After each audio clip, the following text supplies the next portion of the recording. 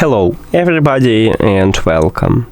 In this video I'm going to show you how to manage auto off mode for your speaker SOUNDCORE Motion 300.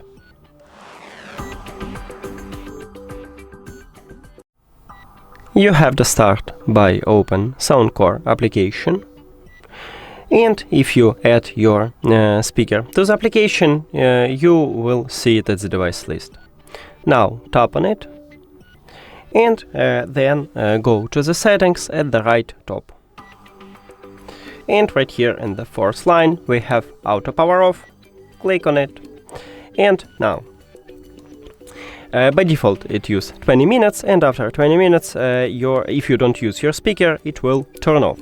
And you can increase this time to 60 minutes, or you can lower it to 5 or 10 minutes. But also you can disable this mode by click right here near to the auto power off at the slider, if the slider have a colorful background. And now your speaker is never turned off until it's run out of power. That's it.